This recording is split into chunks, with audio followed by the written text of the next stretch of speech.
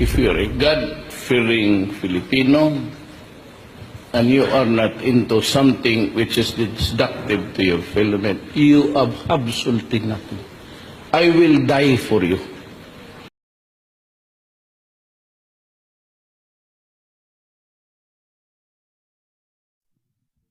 This video may contain elements, ideas, and images that are too graphic and that may scare or disturb you. We do not recommend watching if you're easily repulsed or offended. Viewer discretion is advised.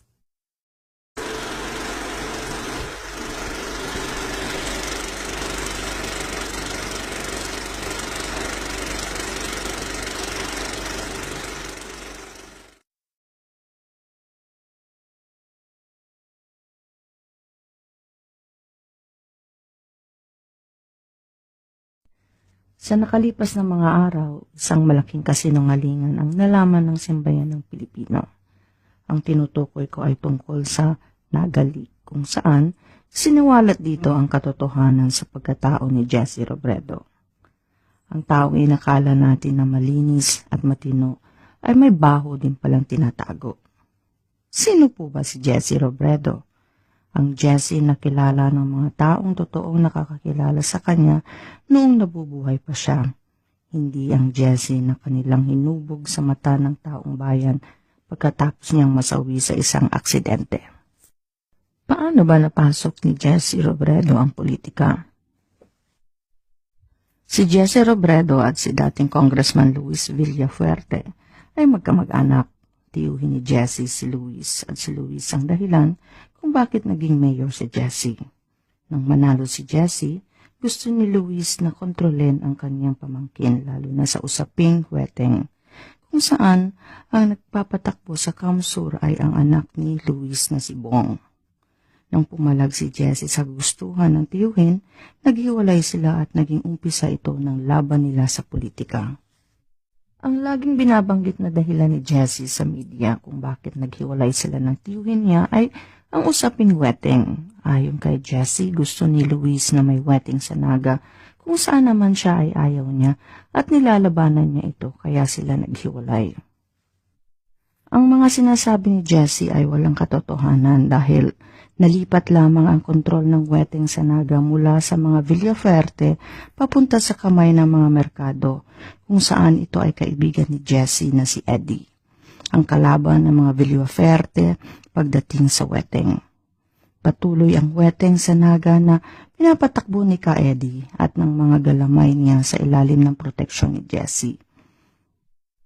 Matagal na mayagpag ang wedding sa Naga at nagpatuloy ito hanggang sa yumao na si Jesse Robredo. Anong imahe ba ang pinoproject ni Jesse noong nabubuhay pa siya? Bakit hindi man lang sumagi sa isip ng mga tao na may kabalastugan din pala itong si Jesse? Produkto ng isang deliberate PR strategy ang imahe ni Jesse bilang isang simple at makamasang mayor na na-perfect niya dahil sa magaling siyang magdala at medyo orihinal ang diskarte niya na yon sa Naga.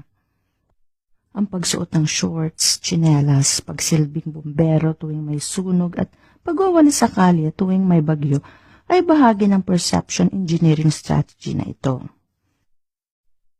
Naging brand ni Jesse Robredo ang pagsusuot ng tsinelas at pagsasakay sa bus kung saan ito din naman ang ginaya ni Lugaw.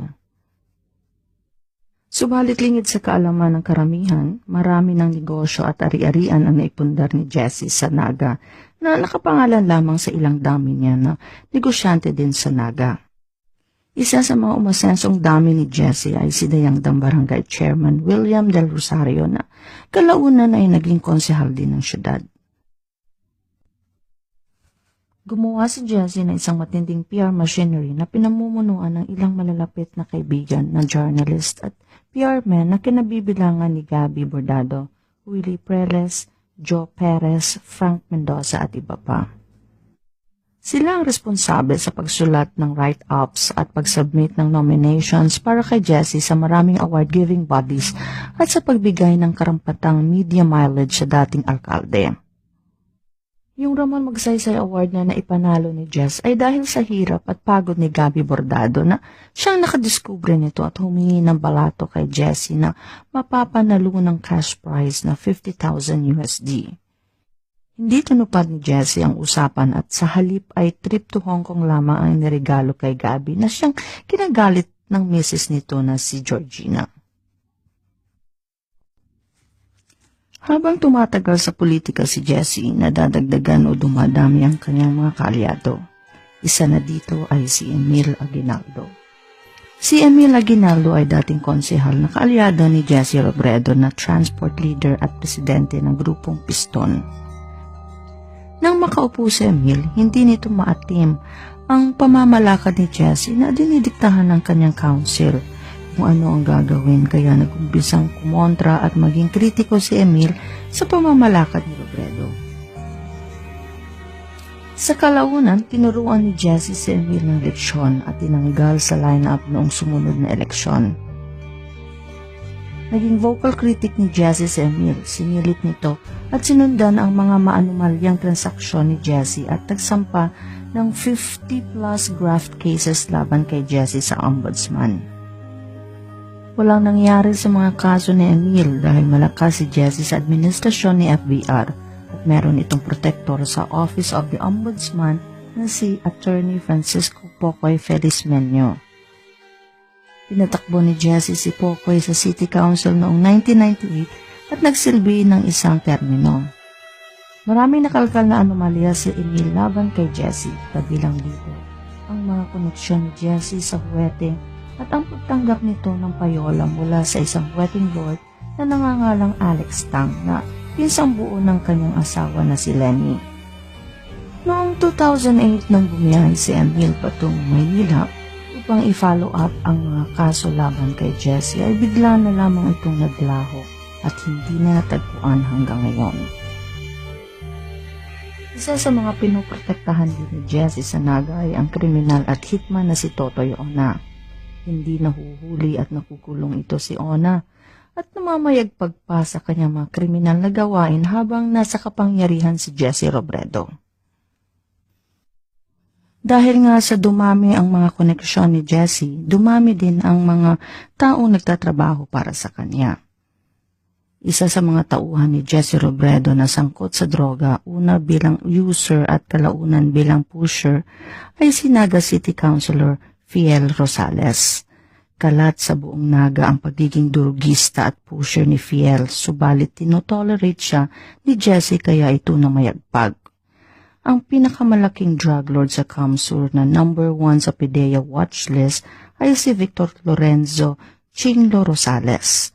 Ang kapatid ni Chinglo ay barangay chairman ng Balatas na si Raul Jackpot Rosales.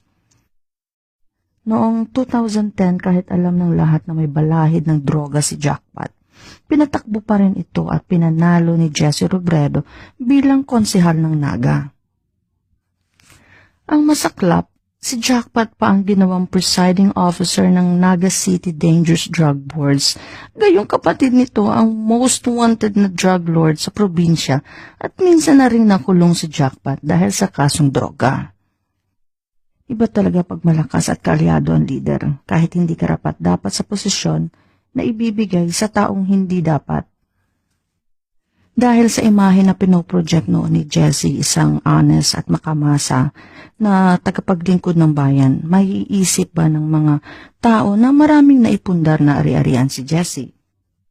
Ang kontrobersyal na kondo sa Landsberg Place, Quezon City na pinasok nila puno matapos bumagsak ang eroplano ni Jessie ay nakapangalan umano sa kanyang ina at kapatid na hindi nakadeklara sa kanyang Statement of Accounted Liabilities.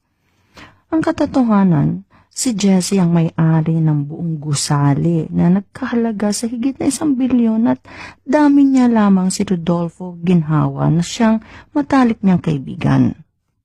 May nakuhang mga ebidensya si Emil Aguinaldo na magpapatunay na si Jessie nga ang nagmamay-ari ng naturang gusali kaya siya pinalagpit nito. We were all taken for a ride by Jessie Robredo. Kaya pala ang lugaw niyang may bahay ay nagmamadali na ilabas ang kanilang libro. May time pa siyang gumawa ng libro halatang halata na marami silang spare time at walang ginagawa na trabaho para sa mamamayan. Malamang, ang libro na yan ay puno ng grammatical errors at wrong usage at singlabnaw ng utak ni Leni Robredo.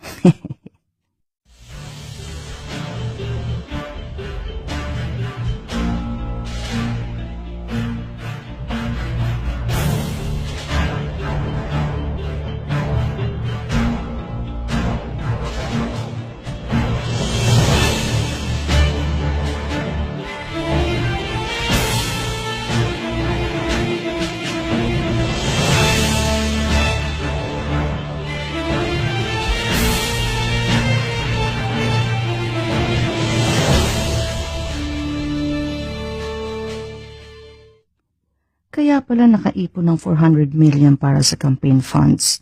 Hindi pala sa lugaw kundi dahil sa weteng at shabu. Tama nga sabi nila, ibuka mo na lang ang bibig mo pag may isusubo ka na lang na pagkain.